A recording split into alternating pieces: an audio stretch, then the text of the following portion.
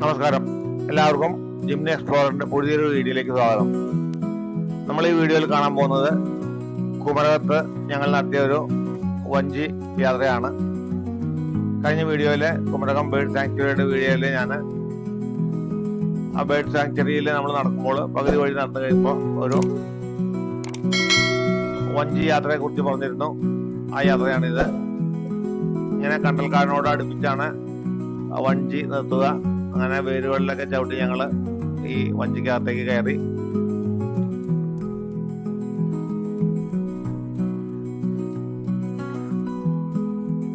അങ്ങനെ അടിയുലഞ്ഞ് ഞങ്ങളുടെ വഞ്ചി യാത്ര തുടങ്ങി.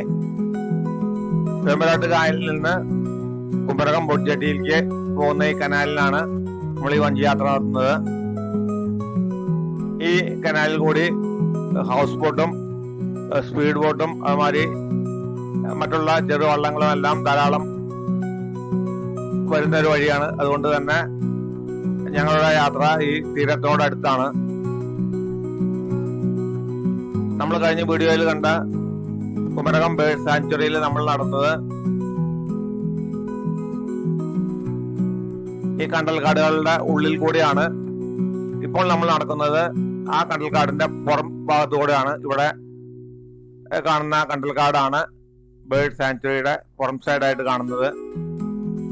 അതിനോട് ചേർന്നാണ് നമ്മളിപ്പോ യാത്ര നടത്തിക്കൊണ്ടിരിക്കുന്നത്. വളരെ രസകരമായ ഒരു യാത്രയായിരുന്നു ഇത്. വഞ്ചി യാത്ര ഇഷ്ടപ്പെടുന്നവർക്കെല്ലാം ഇവിടെ ബേർഡ് സാങ്ച്വറി വന്നു കഴിഞ്ഞാൽ നിങ്ങൾക്ക് ഇങ്ങനെ ഒരു വഞ്ചി തുറഞ്ഞു പോകാനുള്ള സൗകര്യം കൂടിയുണ്ട്.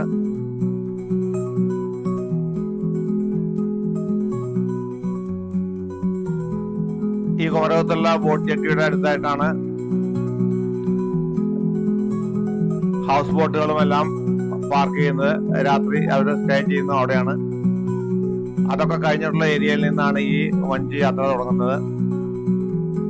വഞ്ചിയിൽ നമ്മൾ അരമണിക്കൂർ ദൂരം പോയിട്ട് വെമ്പനാട്ട് കായൽ വരെ പോകും. അതിനുശേഷം ഈ കണ്ടൽക്കാടിന്റെ മറ്റൊരു സൈഡിൽ നമ്മൾ ഇറങ്ങി വീണ്ടും ബേർഡ് സാങ്ച്വറിയുടെ വഴിയിൽ തന്നെയാണ് ഇറങ്ങുന്നത്. വീണ്ടും നമ്മൾ ബേർഡ് സാങ്ച്വറിയിൽ നടക്കണം. അതുപോലെ തന്നെ നമ്മൾ തിരിച്ചു വന്ന് ആ പോയിന്റിൽ എത്തിക്കഴിഞ്ഞാൽ നമ്മുടെ വള്ളം അവിടെ നമുക്ക് കാത്തു നിൽക്കുന്നുണ്ടായിരിക്കും. അതിനകത്ത് കയറി വീണ്ടും നമ്മൾ തിരിച്ച് കയറിയ ഭാഗത്തോ അല്ലെങ്കിൽ കുറച്ചപ്പുറം, ഞങ്ങൾ തിരിച്ച് കയറിയ ഭാഗത്തല്ല ഇറങ്ങിയത്, അതിനപ്പുറം കുറച്ച് ഈ ഹൗസ് ബോട്ടെല്ലാം പാർക്ക് ചെയ്യുന്ന ഒരു ഏരിയയിലാണ് ഇറങ്ങിയത്. കഴിഞ്ഞ വീഡിയോയിൽ ഞാനത് കാണിച്ചിട്ടുണ്ട്. അവിടെ നിന്ന് അങ്ങനെ നടക്കുമ്പോൾ ഹൗസ് ബോട്ടുകളെല്ലാം പാർക്ക് ചെയ്തിരിക്കുന്ന സ്ഥലം.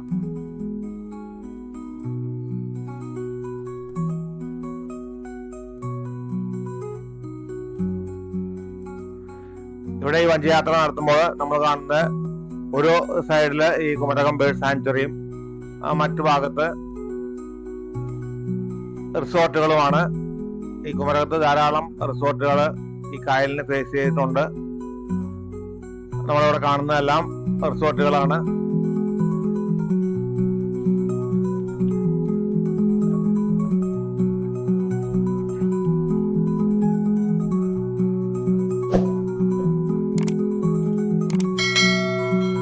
നിങ്ങൾ ഈ ചാനൽ ആദ്യമായിട്ട് കാണുന്നതാണെങ്കിൽ സബ്സ്ക്രൈബ് ചെയ്ത് സപ്പോർട്ട് ചെയ്യുക.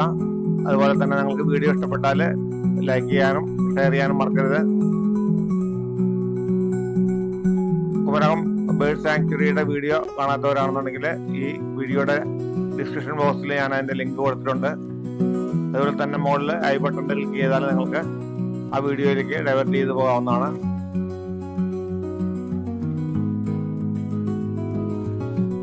കഴിഞ്ഞ വീഡിയോയിൽ ഞാൻ പറഞ്ഞ പോലെ തന്നെ ബേർഡ് സാങ്ച്വറിയുടെ ഉള്ളിൽ നടക്കുമ്പോൾ നമ്മൾ യാതൊരുവിധ പക്ഷികളെയും അവിടെ കണ്ടില്ല.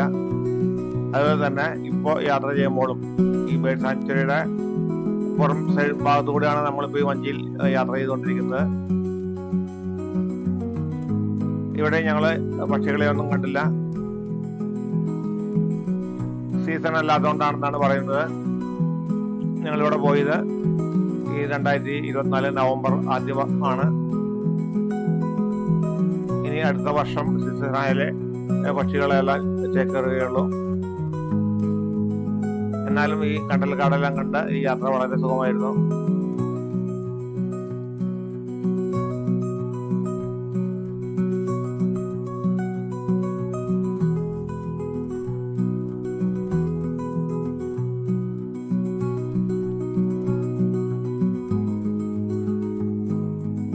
ഈ കനാലിന്റെ സെൻട്രൽ കൂടിയാണ് ഹൗസ് ബോട്ടുകളെല്ലാം പോകുന്നത്. അതുകൊണ്ട് തന്നെ ഈ പായലെല്ലാം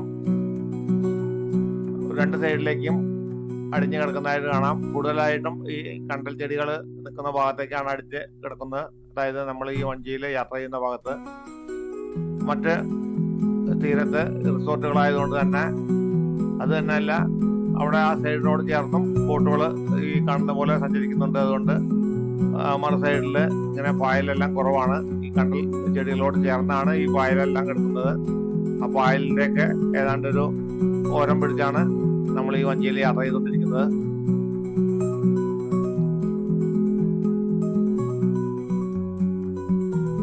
നമ്മൾ യാത്ര ചെയ്യുന്ന ഈ സ്ഥലത്ത് ഏതാണ്ട് 5 മുതൽ 10 അടി വരെ താഴ്ചയിൽ വെള്ളമുണ്ടെന്ന് പറയുന്നു. അത് തന്നെയല്ല, ഇതിന്റെ അടിഭാഗത്ത് ചളിയാണ്, ചേറാണെന്ന് പറയുന്നു.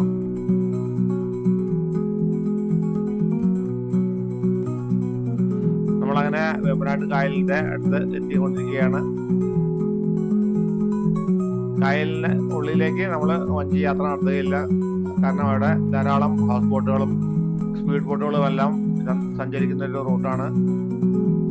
അതുകൊണ്ട് തന്നെ അതെല്ലാം അടുത്ത് കൂടെ പോകുമ്പോൾ ഈ വെള്ളത്തിന് വലിയ ഓളമുണ്ടാവും. നമ്മളുടെ വഞ്ചി കൂടുതലായിട്ട് ആടി ഉലയാനായിട്ട് സാധ്യതയുണ്ട്. അതുകൊണ്ട് ഇപ്പോൾ തന്നെ ഈ സ്പീഡ് ബോട്ട് പോകുമ്പോൾ തന്നെ നമ്മളുടെ വഞ്ചിയെ ഒരു ചെറിയ ഉലച്ചിലുണ്ടായിരുന്നു.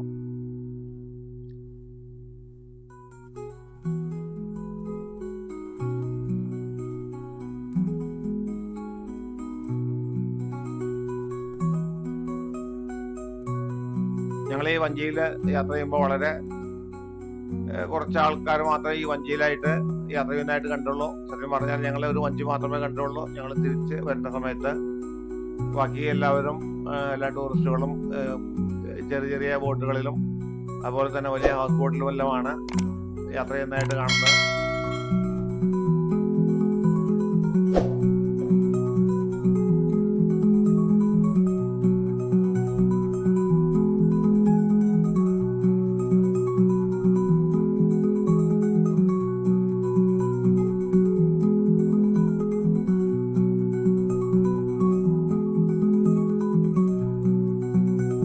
ചെറിയ വഞ്ചികൾ സാധാരണയായിട്ട് ഉപയോഗിക്കുന്ന ഇവിടെ ലോക്കൽ താമസിക്കുന്ന ആൾക്കാരാണ്.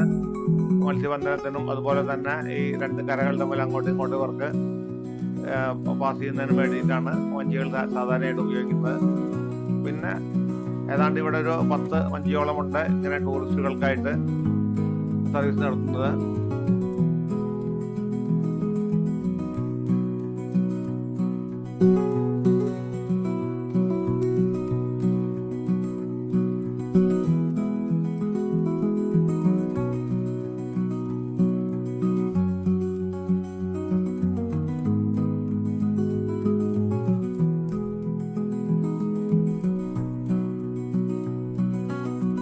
വിവിധ തരത്തിലുള്ള ബോട്ടുകൾ ഇങ്ങനെ സർവീസ് നടത്തുന്നതായിട്ട് കാണും.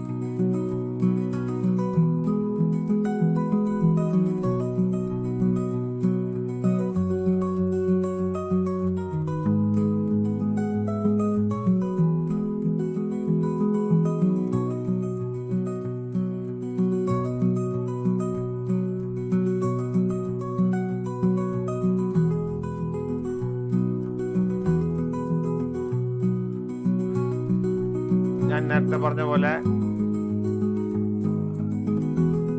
ഒരു വഞ്ചിയാണ് വന്നുകൊണ്ടിരിക്കുന്നത്. ഏതാണ്ട് 6 ആൾക്കാരും ഒരു കുട്ടിയുമതിനകത്ത് ഇരിക്കുന്നതായിട്ട് കണ്ടു. ടൂറിസ്റ്റുകളായിട്ട് ഞങ്ങൾ ഇവരെ മാത്രമേ മറ്റൊരു വഞ്ചിയിൽ കണ്ടുള്ളൂ.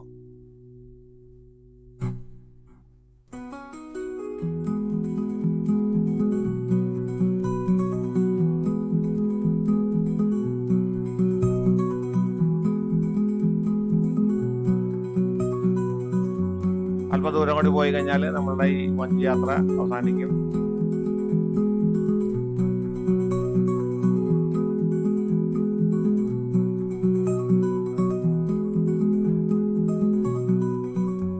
അടുത്ത വീഡിയോയിൽ നമുക്ക് മറ്റൊരു സ്ഥലവുമായിട്ട് വീണ്ടും കാണാം.